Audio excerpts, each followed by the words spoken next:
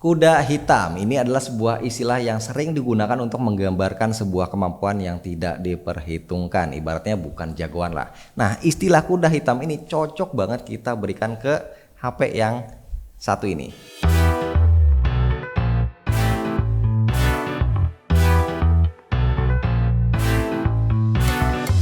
Bismillah, ketemu lagi bareng gua Romi. Kalau aja HP ini masuk resmi ke Indonesia, gue yakin bakal bisa merusuhkan suasana persaingan HP menengah ke atas. Tapi sayangnya Redmi K50 Pro ini sampai sekarang belum ada tanda-tanda bakal dijual resmi di sini. Tapi kalau misalnya mau beli, mungkin ada aja yang jual. Coba ubek-ubek Tokopedia. Intinya satu, kalau beli HP non resmi pastiin cari seller yang bayar pajak ya, biar emailnya aman, bukan email hasil nembak. Dan untuk yang kesekian kalinya gue mau rekomendasiin belanjanya pakai Shopback. Ini tuh aplikasi buat dapetin cashback tambahan tiap kali belanja online di segala macam e-commerce. Pilihannya banyak banget, termasuk e-commerce travel kayak Agoda atau tiket.com juga ada. Kalau rajin belanja pakai Shopback sih lumayan dapat cashbacknya. Kayak saldo gua yang udah segini lumayan lah ya, makanya gua selalu biasain belanja online mulai dari Shopback. Caranya gimana ntar gua infoin.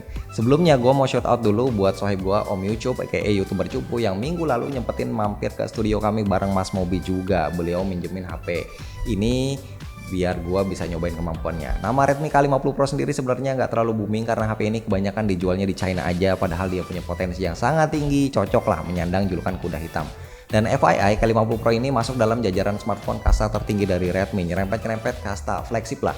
Harganya sendiri dijual mulai 6,7 jutaan, desainnya sama sekali nggak jelek buat HP di rentang harga tersebut. Frame kameranya cukup intimidatif, bahkan ukuran frame keseluruhannya agak lebih gede sedikit dari Xiaomi 12 Pro. Framenya punya dua layer, satu buat nempatin dual flash, satu layer lagi buat naruh triple kamera. Finishing backdoornya matte, gue pribadi lebih suka yang model begini daripada yang bling bling. Dan siapa sangka backdoornya ini terbuat dari kaca yang udah dilapis Gorilla Glass Victus. Ini HP 6 jutaan loh, tapi bisa begini. Belum lagi juga ada IP rating 5.3, lumayan lah ya daripada nggak ada sama sekali. Speakernya udah stereo, infrared blaster ada, NFC ada, tapi jack audio absen dan slot micro SD juga absen. Begitu kita pandangin layarnya, lagi-lagi gue cukup surprise karena 4 sisi bezelnya hampir rata tipisnya. Terus juga poninya ini model punch hole yang ukurannya mini, enak dilihat. Redmi bahkan nggak mau tanggung-tanggung bikin layar K50 Pro ini bisa sejajar dengan flagship lain yang lebih mahal. Mereka berani pakai panel OLED, mereka berani ngasih resolusi WQHD, mereka berani ngasih brightness up to 1200 nits, ditambah refresh rate 120Hz dan sertifikasi Dolby Atmos dan HDR10+. Bisa kita lihat dari aplikasi Netflix, playbacknya itu udah L1 dan support HDR10 sama Dolby Vision. Mantep banget. Selama gue pakai buat nonton atau main game sih juga nggak ngerasain ada black crash atau kendala layar yang lain. Tapi yang menarik di sini ternyata Redmi nggak nempatin sensor fingerprint di bawah layar. Mereka lebih milih naruh di tombol power. Ya pastinya mereka punya perhitungan sendiri mungkin buat nekan harga biar nggak mahal-mahal amat. Cuma sayangnya HP non resmi yang murah itu biasanya bakal jadi lebih mahal kalau kita beli di sini secara ada ongkir dan pajak. Makanya bisa cobain pakai Shopback. Caranya langsung download aja via link yang udah gua share di deskripsi. Habis klik linknya, masukin kode yang ini buat dapetin bonus cashback 20.000 untuk pengguna baru Shopback. Habis itu pilih e-commerce-nya. Kalau gue udah pasti belanjanya di Tokopedia. Nanti ada info potensi dapat cashbacknya berapa, terus pilih continue to app. Nah dari sini udah tinggal cari barang yang mau dibeli, terus check out kayak biasanya aja. Ntar cashbacknya itu bakal masuk ke akun Shopback pas transaksi itu udah terverifikasi. Kalau mau narik cashbacknya ada minimum saldo 25.000 kalau mau jadiin pulsa atau 50.000 kalau mau tarik ke rekening bank. Catat ada promo gajian tanggal 25 setiap bulan, dan di bulan Ramadan ini ada promo puasa alias puas cashbacknya. Koi dapetin ekstra cashback yang lebih gede, diskon, flash sale, voucher belanja gratis, dan promo menarik lainnya. Pokoknya selalu ingat, belanja apapun mulai dari Shopback. Sekali lagi jangan lupa masukin kode yang ini buat dapetin bonus cashback 20.000 untuk pengguna baru Shopback. Nah buat gue yang selama 2 bulan terakhir ini pakai S22 Ultra, gue ngerasa nyaman pas ngetik di Redmi K50 Pro. Vibrate-nya termasuk lembut, bisa dibilang ini udah hampir ada di kelasan vibrate-nya HP-HP yang flagship. Nice. Tapi yang sebenarnya hal yang paling membuat HP ini layak disebut kuda hitam karena otak Dimensity 9000. Mayoritas dari kita masih nganggap MediaTek itu sebelah mata, termasuk untuk Dimensity 9000 yang jadi chipset tertinggi mereka saat ini. Memang saat ini dikit banget HP yang pakai Dimensity 9000, kebanyakan flagship ya pakainya Snapdragon 8 Gen 1 yang emang udah terbukti kencang. Tapi kalau misalnya kita nganggap Dimensity 9000 ini biasa-biasa aja, sejujurnya anggapan ini harus diluruskan. Tanpa chipset ini Redmi K50 Pro nggak akan jadi HP yang menarik. Kenapa? Karena ini adalah chipset yang canggih, kencang, tapi lebih murah dibanding pesaingnya. Padahal fabrikasinya udah 4 nanometer loh. Mungkin nggak banyak yang tahu kalau Dimensity 9000 punya cluster atau susunan core yang sama kayak Snapdragon 8 Gen 1, malah clock speednya ini sedikit lebih tinggi. Dia punya satu core Cortex X2 3,05 GHz, 3 core Cortex A710 2,8 GHz, dan 4 core Cortex A510 1,8 GHz. Dengan begitu kalau ngomongin soal kemampuan komputasi, ya hasilnya di atas kertas seharusnya agak sedikit lebih bagus dari Snapdragon 8 Gen 1. Core benchmark CPU-nya bahkan bisa ngalahin ya. Nah, tinggal dilihat sebagus apa GPU Mali G710 yang dipakai. Secara kalau urusan grafis kita tahu kemampuan Adreno udah mantep banget. Kalau kita lihat dari pengujian 3D Max sih, GPU Adreno masih lebih oke, frame rate dari pengujian grafis masih lebih tinggi, tapi soal kestabilan dan juga temperatur Dimensity 9000 dan Snapdragon 8 Gen 1 bisa dibilang identik.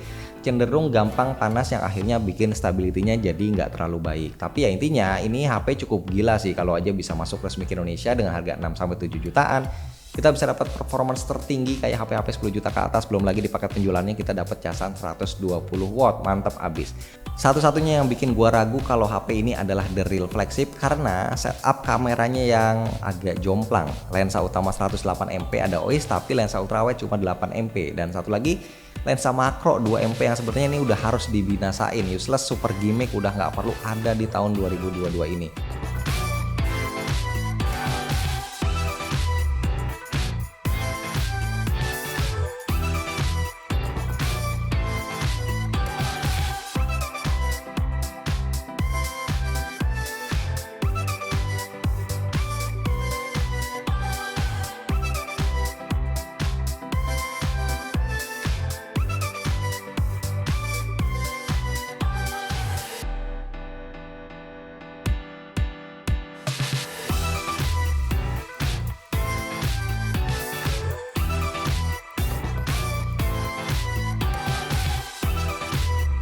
Contoh perekaman video kamera belakang Redmi K50 Pro.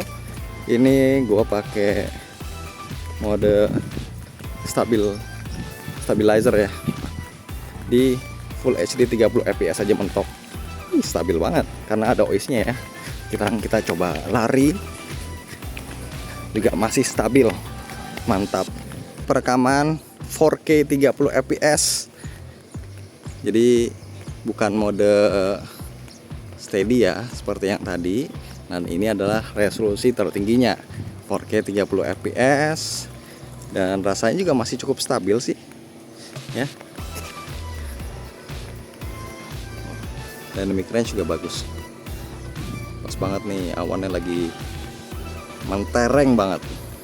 Gua pribadi pun sebenarnya sangat tertarik buat meminang Redmi K50 Pro, meskipun belum tentu jadi daily driver, tapi seenggaknya bakal jadi koleksi menarik buat jadi bahan benchmark karena kemampuan chipsetnya yang istimewa padahal harganya murah.